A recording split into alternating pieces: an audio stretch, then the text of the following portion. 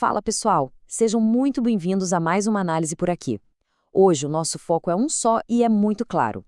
A gente vai mapear as grandes oportunidades e as estratégias que realmente dão resultado nos concursos públicos da área da saúde. E o nosso alvo principal? O super cobiçado cargo de técnico em enfermagem. Olha, o cenário atual é muito promissor. E ter o conhecimento direcionado é sem dúvida a chave para garantir a aprovação. Para começar com o pé direito, dá uma olhada nesse número, mais de R$ 8.500. Esse é simplesmente o salário base inicial para um técnico em enfermagem lá no Ministério Público da União, o famoso MPU. E sabe o que é melhor? Quando a gente soma os benefícios, essa remuneração bate quase os R$ 12.000. É um retorno financeiro que literalmente transforma vidas. Tudo isso por uma jornada de 40 horas semanais. Isso ilustra perfeitamente o poder e o potencial de seguir uma carreira pública. Bom, e para chegar nesse patamar, o nosso roteiro de hoje é bem direto.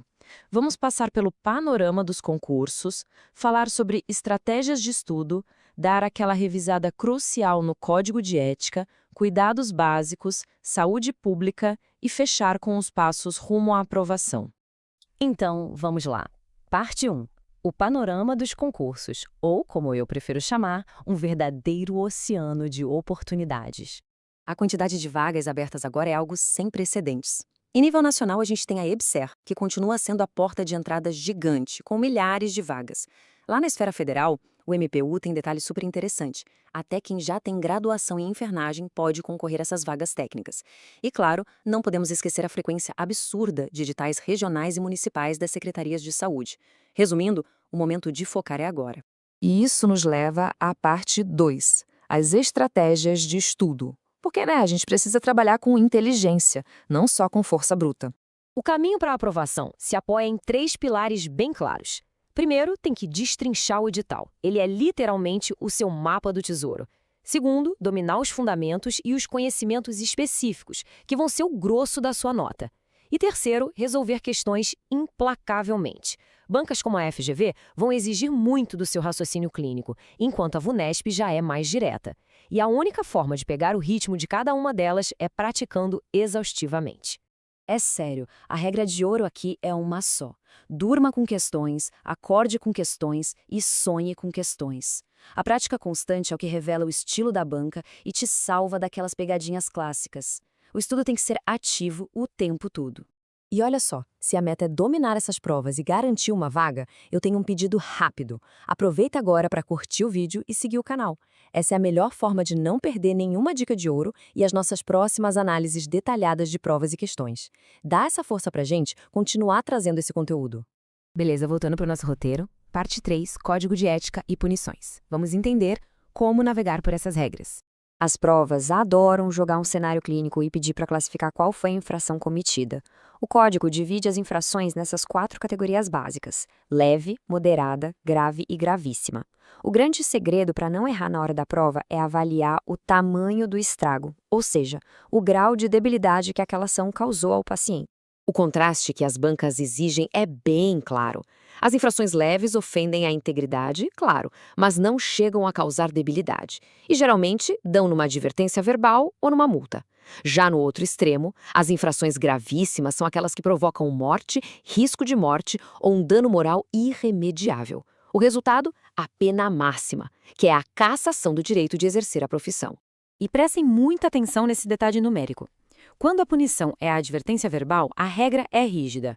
Ela precisa ser registrada no prontuário, aplicada de forma super reservada e na presença de, exatamente, 2 testemunhas. É impressionante como a galera escorrega nessa quantidade de testemunhas na hora da prova. Avançando para a parte 4, procedimentos e cuidados básicos. Hora de dominar os fundamentos clínicos. Aqui não tem margem para dúvida. Artigos críticos são aqueles materiais de alto risco que entram direto em tecidos estéreis ou no sistema vascular. Para eles, o único caminho é a esterilização completa. Já os artigos semicríticos entram em contato com mucosas íntegras ou com a pele não íntegra, e aí a regra geral pede, no mínimo, uma desinfecção de alto nível. Confundir esses dois é perder ponto de graça. Mas sabe de uma coisa interessante?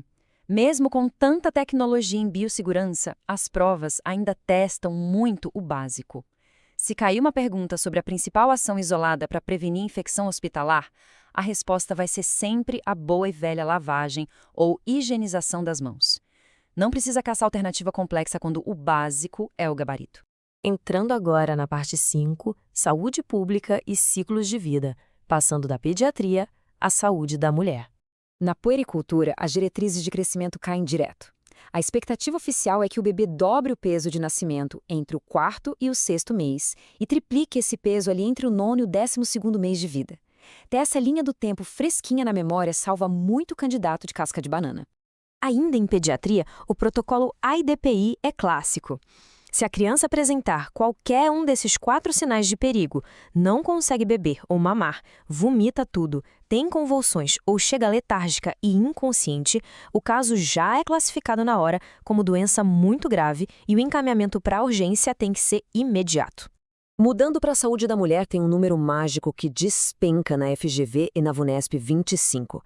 O rastreamento do câncer do colo do útero Papa Nicolau deve começar aos 25 anos para mulheres que já iniciaram a vida sexual. Isso é padrão do Ministério da Saúde e vocês precisam ter isso decorado. E, finalmente, parte 6, rumo à aprovação. Vamos ver como garantir esse futuro. Pessoal, consistência e a ferramenta certa andam juntas. O conteúdo é gigantesco, então o nosso ativo mais precioso é o tempo. A aprovação começa de verdade no instante em que a gente escolhe o material que filtra o que interessa e corta o que é enrolação. Isso muda todo o jogo. E para facilitar muito essa jornada, fica aqui a nossa indicação de ouro. Se o candidato quiser receber orientações de estudo focadas e provas recentes do cargo de técnico em enfermagem para treinar e entender na prática o que deve priorizar no estudo, é só entrar em contato com a Foca na Vaga pelo WhatsApp.